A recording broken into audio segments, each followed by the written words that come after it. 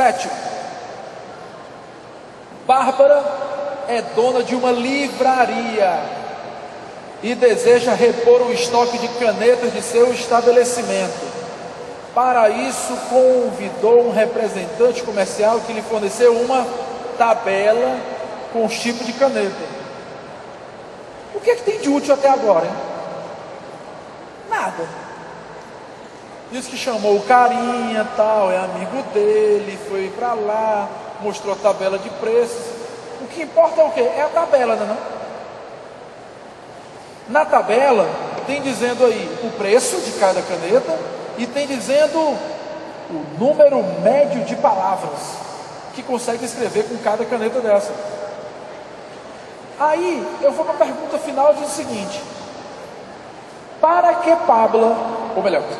Bárbara tenha o melhor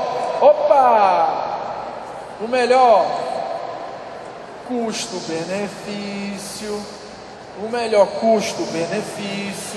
eu já lembro que como é que eu encontro o custo-benefício? É sempre dividindo duas coisas. O que é que eu divido? O preço por aquilo que eu aproveito da coisa, não é assim? O preço não é por aquilo que eu recebo, é por aquilo que eu aproveito daquilo. Bora lá. A primeira caneta custa quanto? R$2,50.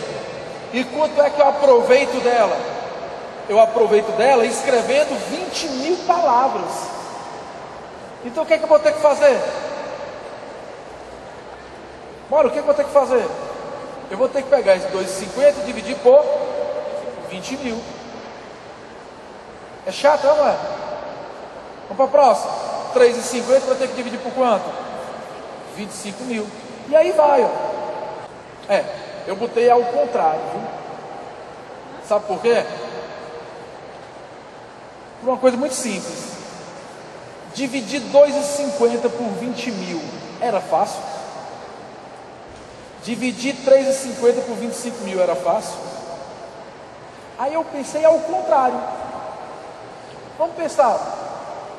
Se eu dividir o benefício pelo custo, note que eu escrevi lá em cima o custo-benefício, mas eu estou dividindo o benefício pelo custo. Então eu estou dividindo ao contrário.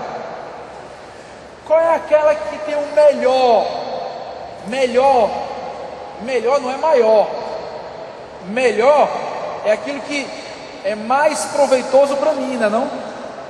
Aquela que tem o melhor custo-benefício é aquela que teria o menor custo, não? Então ela teria o maior benefício. De novo, se eu dividir o preço pelo benefício, fica uma conta muito quebrada. Aí eu inverti para tentar ter uma conta mais fácil. Só que eu tenho que reinterpretar o que eu tinha falado anteriormente. O melhor custo é o menor, é ou não é? Melhor custo-benefício, qual é? É o menor custo-benefício. Mas se eu estou dividindo de cabeça para baixo, se eu estou dividindo o benefício pelo custo, o melhor custo-benefício é o maior benefício, não é não? É o maior benefício para cada custo. Vocês entenderam a inversão que eu fiz aí? Vamos lá. Com R$1 eu compro, lá sei, 2 canetas. Qual é o custo? 50 centavos por caneta. É ou não é? Mas o benefício é 2 canetas por R$1. O benefício, quando eu inverto a fração, ele vai para cima, não vai? Qual das duas situações é melhor para mim? A melhor é aquela que tem o menor custo por benefício, mas também é aquela que tem o maior benefício por custo. Então, eu inverti só para a conta ficar mais fácil. E na hora que eu inverti, eu tenho que me ligar que por ter invertido, o benefício foi para cima. Se o benefício foi para cima, o melhor vai ser o maior resultado que eu obtiver aí. Foi por isso que o melhor resultado que eu obtive na relação entre o custo e o benefício, dividindo ao contrário, invertido, qual foi? O do item C de casa, dividindo 30.000 por R$3, deu 10.000 palavras por R$1 gasto. Nas outras, eu escrevia menos palavras por cada real gasto. Se eu escrevia menos palavras por cada real gasto, as outras tinham o pior custo-benefício. O melhor custo-benefício, gabarito letra C de casa. Vocês notaram a minha conveniência de inverter a conta? Quando foi que eu inverti a conta? Quando eu vi que a conta do jeito certo, ela ficaria chata de fazer. Ia ficar uma conta cheia de vírgula. E para não ter perigo de errar a conta com muita vírgula, foi o que eu fiz? Inverti a conta, mas eu leio tudo ao contrário, não é isso? O melhor custo-benefício é o que tinha o menor custo. Agora, como eu inverti, o melhor custo-benefício é aquele que tem o maior benefício. Fechou? Para a próxima. Oitava questão. Após o nascimento, uma criança tem sua velocidade de crescimento periodicamente monitorada e registrada no diagrama. Beleza. A mulher está monitorando aí o crescimento. É ou não é? Não é? Ei, vocês estão menosprezando a coisa mais fundamental dessa questão. Ele não está monitorando a altura, ele está monitorando o crescimento. É diferente e gigantescamente diferente. Monitorar a altura. Bora. Eu tenho 1 metro. Passei para 1,20 m. Depois 1,30 m. Depois 1,40 m. Depois 1,50 m. Toda criança vai acontecendo o que com ela? Vai crescendo. Monitorar a altura, com certeza, é um gráfico sempre crescente. Monitorar crescimento não. Ó, tem 1 metro, fui para 1,20 m, cresci quanto? 20. Depois eu fui para 1,30 m, desculpa, 1,30 m, cresci quanto? 10. Ó, uma hora eu cresci 20, na outra hora eu só cresci 10. Nos dois momentos eu estou crescendo, só que eu estou crescendo menos. Olha para esse gráfico como engana a gente. O aluno fora da academia, nem. O aluno fora da academia, nem. Olha para um gráfico desse, ó. Aí fala: o neném cresceu, depois diminuiu de tamanho, depois ficou parado, depois cresceu de novo, depois diminuiu de tamanho. É ou não é? Mas o aluno na academia nem não. Ele viu que no eixo do Y, olha o que tem escrito no eixo do Y. Não tem escrito a altura, tem escrito o quê? Crescimento por mês, é diferente.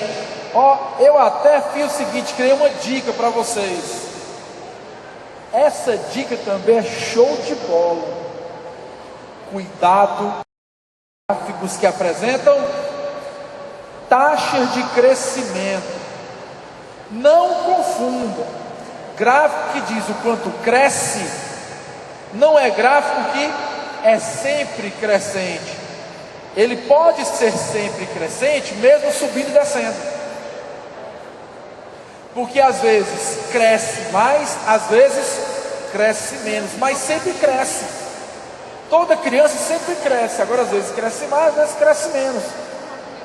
Então cuidado com isso, cuidado com isso. Quando é que esse gráfico demonstra que a criança está diminuindo de tamanho? Quando a taxa de crescimento se torna negativa, abaixo de 0.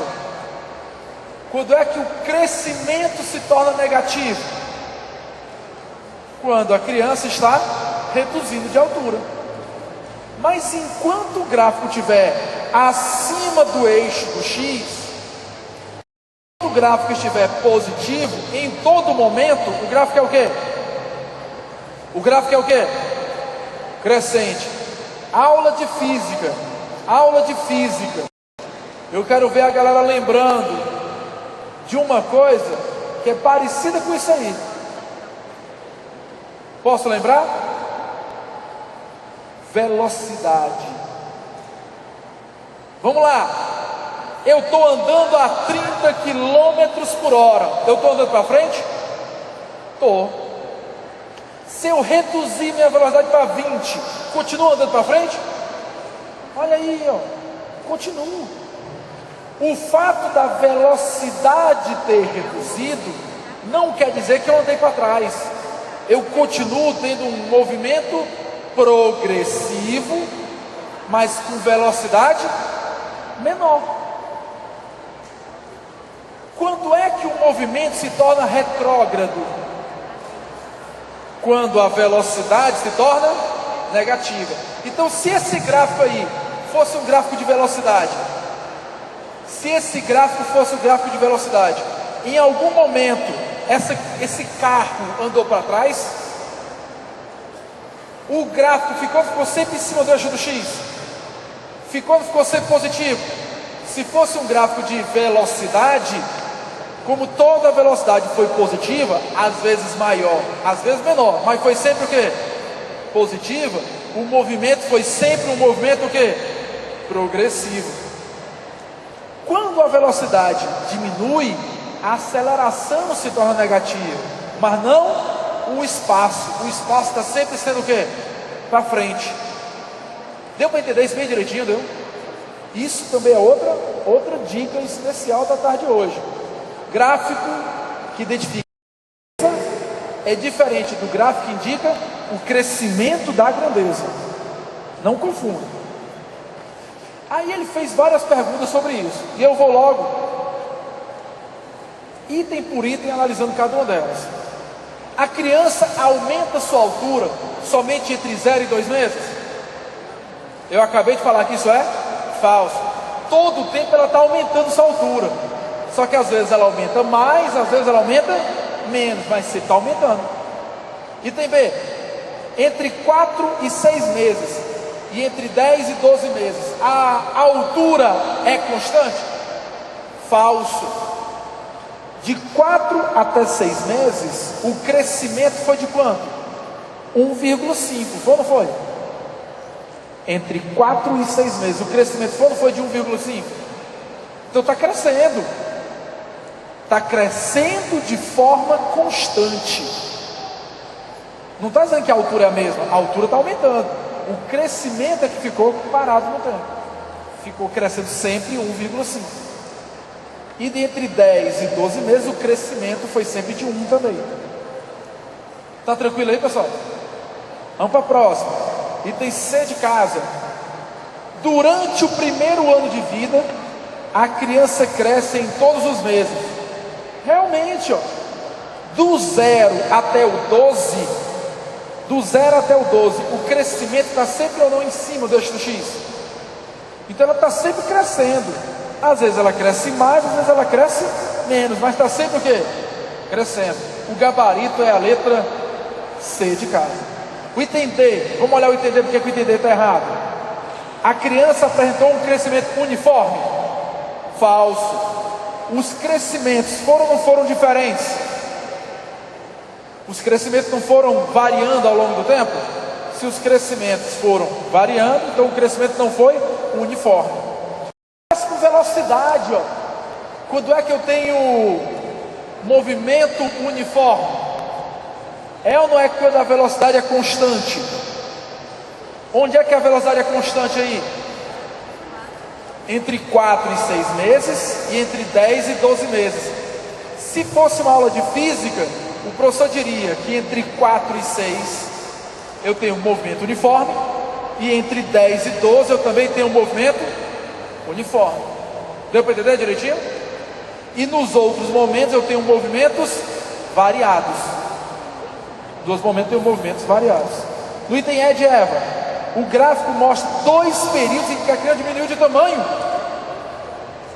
Criança diminuir de tamanho, viu isso? Já ter perguntado isso na prova do Enem? Que criança não regride o tamanho? Que vai só crescendo? E o bucho também? Não tem? Então não tem como, macho. Isso aí, não é que tu tivesse nada aí, o item A já seria falso. É a lógica que eu espero que vocês tenham na hora da prova. Gabarito, repito, letra C de casa.